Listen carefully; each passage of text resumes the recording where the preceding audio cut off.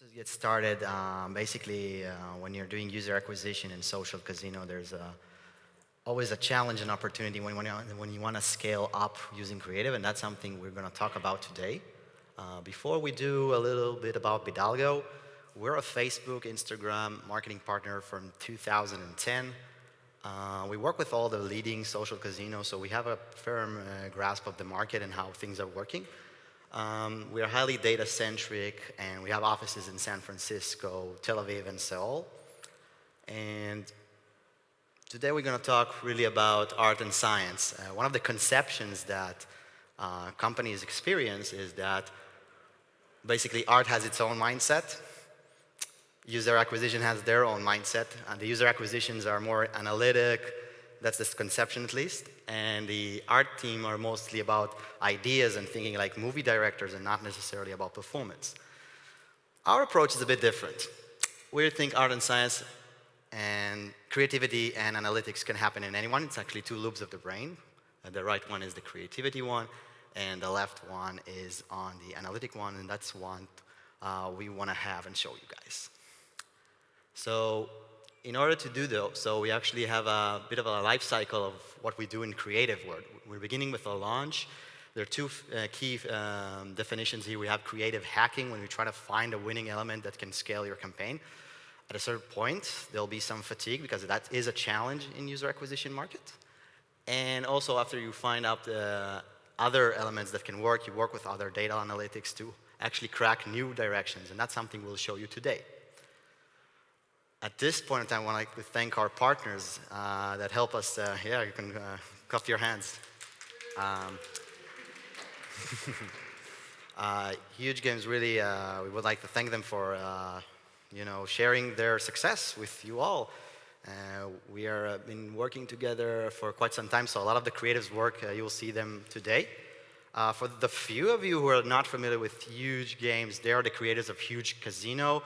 It's a real-time multiplayer online casino game, mobile game as well. They really managed to get a lot of traction going from the HUUUGE Casino, and helped them really achieve phenomenal growth over the past year. And really, it's very intriguing, since they entered the market rather late, and still they've managed to be number 4 top grossing in US Android, and also top grossing in downloads Android US. So thanks again, HUUUGE. Now, art and science really here for the long run. We are here launching the life cycle is fairly understandable, that we are starting with a launch or a fatigue mode. And after that, we have a creative hacking, creative evolution, scale and stability. We'll show you exactly how it's going to come to pass. So we're now starting with creative hacking. So it's a brain session, basically. The first side is the art team. The art team usually is a lot of those famous reels like Egypt, the classic. HUUUGE always told us that the classics are working very well. And in addition to the other elements, we also added one of our own that is have a door element that can actually complement the Facebook auto replay feature. And when we come to the science part, basically from our own expertise and past experience, we know there are certain features that work really well. If you're early in the market and you're starting to use your social casino game, so those features actually work pretty well, so enjoy that. And so we use those to actually create a few batches of creatives. So we did 3 tests. We had the Greece one, we had the classic one, and we have the Egyptian one. Which one of you think overperformed? I'll give you a clue. X equals the lowest CPI. The highest CPI was the Egyptian one. Any guesses?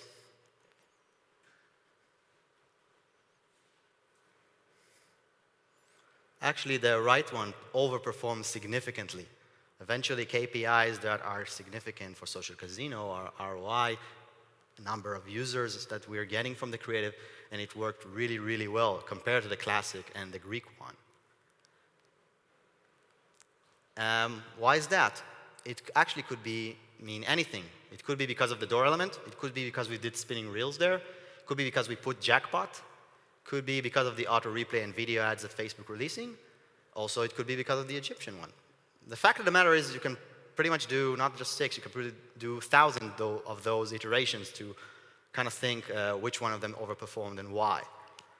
But the idea is here, the main thing I want you to take from this presentation is that you need to have some sort of a system to measure what you do in creative. So you manage to cover all A/B testing. So it's critical to measure the performance of this one.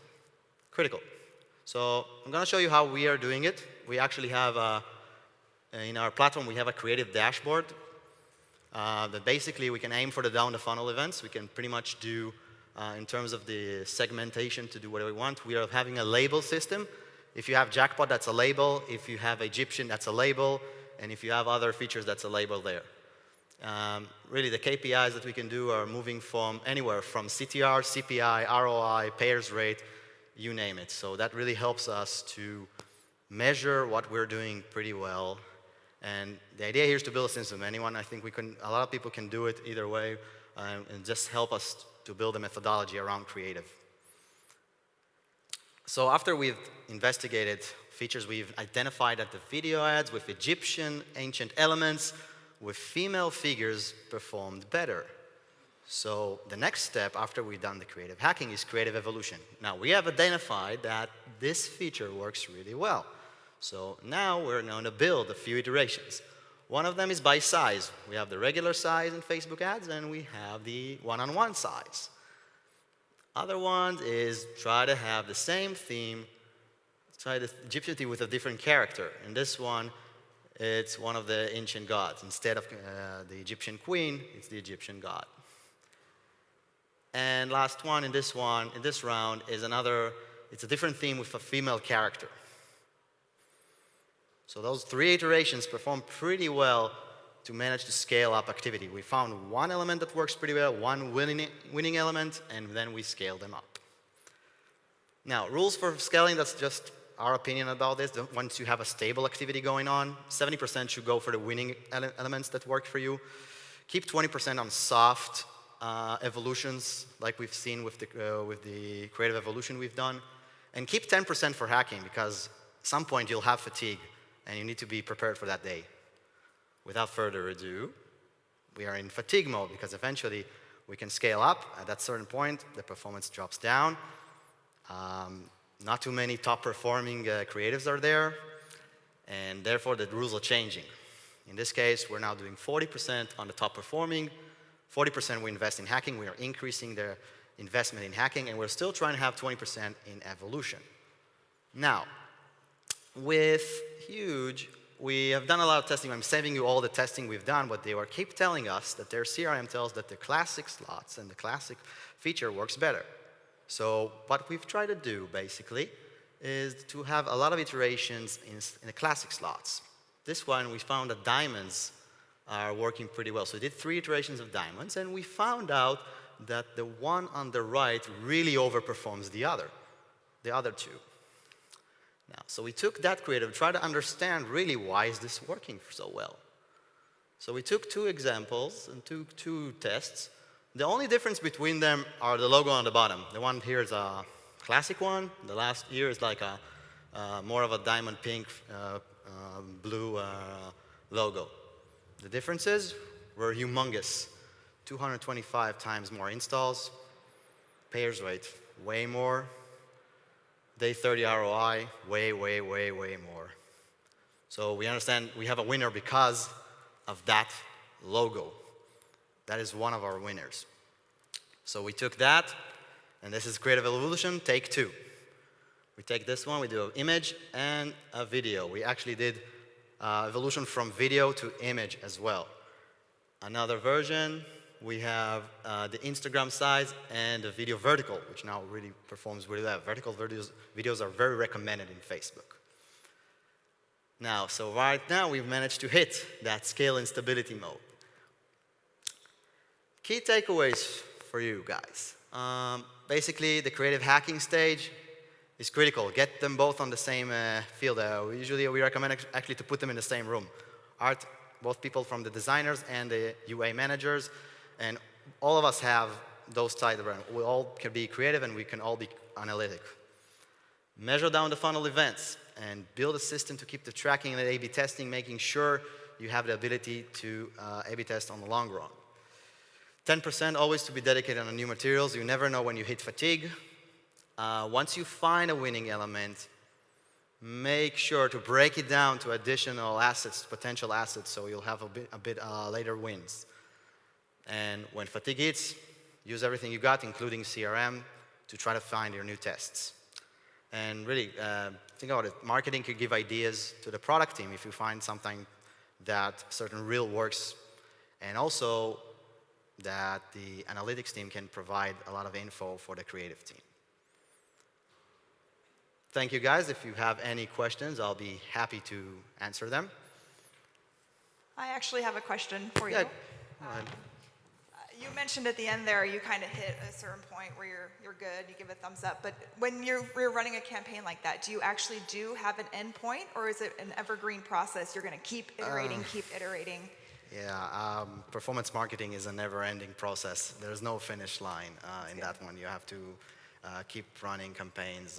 It's a 24/7 job, as you know, probably. Yeah. So that cycle always happens. There's evolution, and there's fatigue, and it's never ending. It's like a roller coaster. Yep. Thank you for sharing information. Have you tried to make AA test to not change nothing and to measure results? Because sometimes In audience level? Or, Yeah. we've done that too. This presentation is more about creative. The social casino audience, it's pretty much well known. Females, older females in the Western market. So the audience is not the center in this one. All right. Thank you so much, Shay. Thank you for your time.